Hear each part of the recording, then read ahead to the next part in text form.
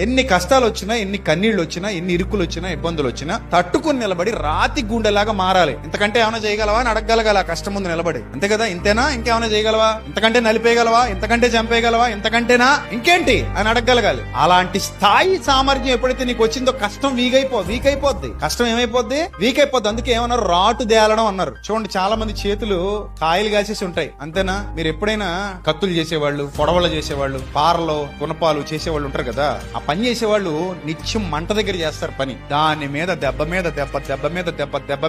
పడతా ఉండాలి. ఎందుకంటే సాగాలంటే కాల్చి కొట్టాలి. కొట్టేటప్పుడు వాళ్ళ చేతులు ఫస్ట్ టైం కొట్టినప్పుడు నీటి బుగ్గల్లాగా అయిపోతాయి. అంటే ఇవన్నీ నీళ్ల పొక్కుల్లా వచ్చేసి పగిలితే మంట కాలిన పొక్కుల్లాగా అయిపోతాయి చేతులన్నీ. లెక్క చేయకుండా 2వ రోజు కొడతారు, 3వ రోజు కొడతారు, నెల కొట్టారు, 2 నెలలు గడిచాయి, సంవత్సరం గడిచింది. ఇప్పుడు వెళ్ళి చేతులు చూడండి, నీళ్ల పొక్కులు ఉండవు, బలమైన రాటు తేలిపోయిన చేతులు ఉంటాయి. ఇప్పుడు ఆ చేతుల మీద సూదుగుచ్చినా నొప్పి రాదు. ఎందుకు నొప్పి తెలియట్లేదు, రాటు తేలిపోయింది. అదే కష్టాన్ని, అదే శ్రమను మళ్ళీ మళ్ళీ మళ్ళీ మళ్ళీ ఎదుర్కొని గెట్ అవుట్ అన్నదంతే. అలాంటి బలమైన విశ్వాసపు స్థాయి నీలో నాలో రావాలని దేవుడు కోరుతున్నాడు. క్రీస్తు యేసునందు బలవంతుడవు కమ్మో అన్నాడు తిమోతితో. నీకు వచ్చే కష్టాలు నిన్ను మరింత స్ట్రాంగ్ గా మార్చాలి. నీ జీవితంలో ఈ రోజు ఏవైతే ఇరుకులు ఇబ్బందులు ఉన్నాయో అవి నిన్ను మరింతగా ఏం చేయాలి, స్ట్రాంగ్ గా మార్చాలి. నీకు ఇంకా ఇంకా ఇంకా బలాన్ని తీసుకురావాలి, ఇంకా ఓర్పు తీసుకురావాలి, ఇంకా సత్తువ తీసుకురావాలి. అక్కడి నుంచి నీ విజయం మొదలవుతుంది. అర్థమైందా? చక్కటి ఫలితాలు చూడగలుగుతావు జీవితంలో.